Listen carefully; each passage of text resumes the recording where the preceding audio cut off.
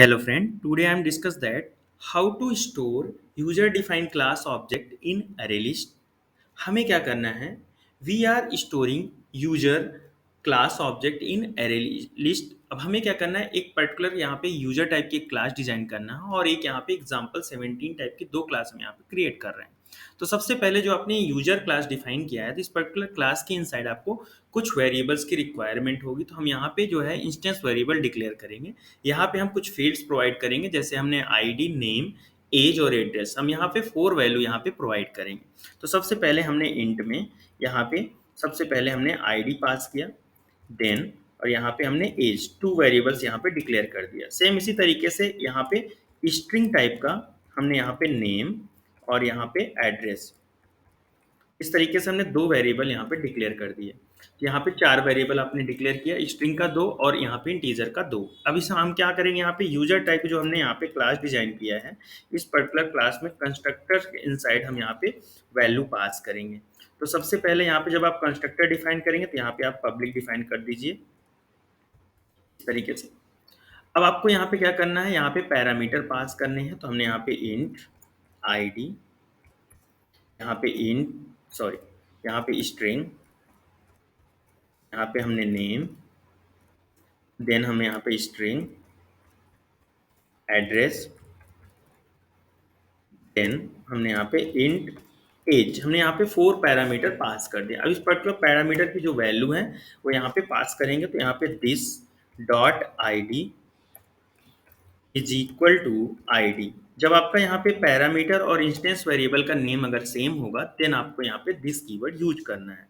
Same इसी तरीके से one by one this dot यहाँ पे name is equal to name की पैरामीटर की वैल्यू स्टोर कर लेना है. सेम इसी तरीके से this dot address is equal to address store कर लेना है. सेम इसी तरीके से this dot age is equal to age. यहाँ पे 4 पैरामीटर्स की वैल्यू को हमने यहाँ पे पास कर दिया. इस तरीके से आपको यूजर डिफाइन एक क्लास डिजाइन कर लेना है और यहाँ पे यूजर क्लास के इनसाइड आपको कुछ इंस्टेंस वेरिएबल डिफाइन करके यहाँ पे कंस्ट्रक्टर के थ्रू वैल्यू पास कर देना है. अब आपको एग्जांपल 70 जो सेकंड क्लास है, इस पर्टिकुलर क्लास में जो आपने यूजर टाइप की क्लास डिफाइन किया था, इस पर्टिकुलर क्लास का एक ऑब्जेक्ट क्रिएट करना है. तो हमने यहाँ पे यूजर, यहाँ पे obj is equal to new, यहाँ पे यूजर. अब इस पर्टिकुलर क्लास के थ्रू यहाँ पे ऑब्जेक्ट के यहाँ पे वैल्यू पास कर देंगे. सबसे पहले हमने यहाँ पे आईडी पास किया था 101. देन हमें यहाँ पे नेम प्रोवाइड करना है. तो हमने यहाँ पे XYZ एक नेम पास कर दिया. देन आपको यहाँ पे एड्रेस पास करना है. आप अपने अकॉर्डिंग एक एड्रेस यहाँ पे पास कर लीजिएगा. तो यहाँ पे हम ZZZ और देन कॉमा यहाँ पे हमने एक एज पास कर दिया. इस तरीके से हमने यहाँ पे यूजर में एक सिंगल ऑब्जेक्ट क्रिएट किया जिसमें हमने वैल्यू को फिल कर दिया. सेम इसी तरीके से हम यहाँ पे मल्टीपल ऑब्जेक्ट क्रिएट कर लेंगे. तो यहाँ पे हमने मल्टीपल ऑब्जेक्ट क्रिएट किया और ऑब्जेक्ट का जो रेफरेंस नेम है वो चेंज कर दिया, ऑब्जेक्ट 1 और ऑब्जेक्ट 2 टाइप का. सेम इसी तरीके से हमने यहाँ पे आईडीज भी चेंज कर दिया, 1, 2 और यहाँ पे 3. अब यहाँ पे नेम भी हम चेंज कर दे रहे हैं. तो यहाँ पे हम चेंज कर रहे हैं YZ और X और यहाँ पे ZX और Y, ZX और Y. इस तरीके से आप अपने अकॉर्डिंग यहाँ पे नेम, यहाँ पे एड्रेस भी हम यहाँ पे चेंज कर दे रहे हैं, RRR, और यहाँ पे कुछ भी अपने अकॉर्डिंग यहाँ पे पास कर दिया. और यहाँ पे हम एज भी चेंज कर दे रहे हैं, 35 और यहाँ पे 25. इस तरीके से हमने यहाँ पे 3 ऑब्जेक्ट क्रिएट किया यहाँ पे यूजर क्लास का और यहाँ पे वैल्यू को पास कर दिया. अब इसके बाद आपको क्या करना है? एरे लिस्ट की यहाँ पे ऑब्जेक्ट क्रिएट करना है. तो आपको यहाँ पे डिफाइन करना होगा एरे लिस्ट. यहाँ पे लिस्ट, यहाँ पे इसकी टाइप डिफाइन करना होगा. यहाँ पे जो आपने क्लास लिया ऑब्जेक्ट टाइप डिफाइन करना है. तो आपको यहाँ पे डिफाइन करना होगा यूजर, एक मिनट, इस तरीके से जो आपने क्लास का नेम डिफाइन किया है यहाँ पे आपको डिफाइन करना है list is equal to new array list. यहाँ पे पास करना है आपको यूजर. इस तरीके से आपको यहाँ पे एरे लिस्ट का ऑब्जेक्ट क्रिएट करना है. जैसे आप ऑब्जेक्ट क्रिएट कर लेते हैं, देन आपको ये पैकेज इंपोर्ट करेंगे. तो इस तरीके से अब आपको क्या करना है? लिस्ट जो आपका एरे लिस्ट है इसमें वैल्यू को फिल करना है. लिस्ट डॉट यहाँ पे ऐड फंक्शन को अप्लाई करके यहाँ पे सभी ऑब्जेक्ट की वैल्यू को पास कर देंगे. सबसे पहले obj की वैल्यू को पास कर दिए, मतलब जो फर्स्ट ऑब्जेक्ट है. सेम इसी तरीके से one by one all object की वैल्यू को हम पास कर देंगे, ऑब्जेक्ट वन और ऑब्जेक्ट टू। इस तरीके से हमने ऑल ऑब्जेक्ट की वैल्यू को हमने यहाँ पे पास कर दिया। जैसे आप वैल्यू फिल कर देते हैं एरे लिस्ट में, अब आपको क्या करना है, यहाँ पे आइट्रेटर इंटरफेस का बेसिकली यूज करके एलिमेंट्स को यहाँ पे आइट्रेट करना है। तो सबसे पहले आपको लिखना होगा आइट्रेटर,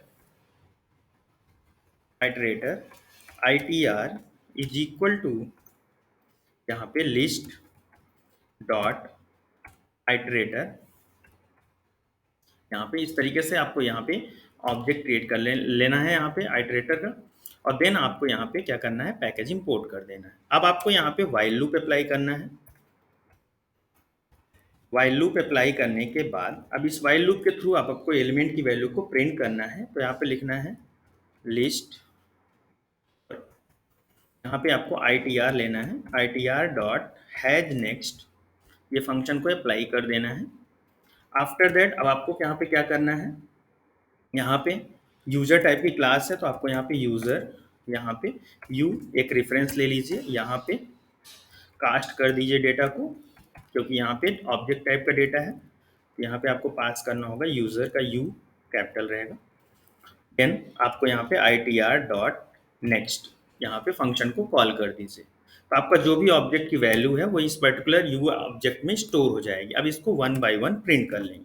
तो आपको यहाँ पे सिस्टम डॉट आउट डॉट यहाँ पे प्रिंट ln फंक्शन अप्लाई करके अब यहाँ पे सभी वैल्यू को प्रिंट कर लेना है। तो यहाँ पे u डॉट, यहाँ पे सबसे पहले हमने ID को प्रिंट किया, प्लस सेम इसी तरीके से one by one all value को हम प्रिंट कर लेंगे। तो u डॉट यहाँ पे नेम, सेम इसी तरीके से अब आपको यहाँ पे प्लस u डॉट यहाँ पे एड्रेस, सेम इसी तरीके से u डॉट यहाँ पे एज।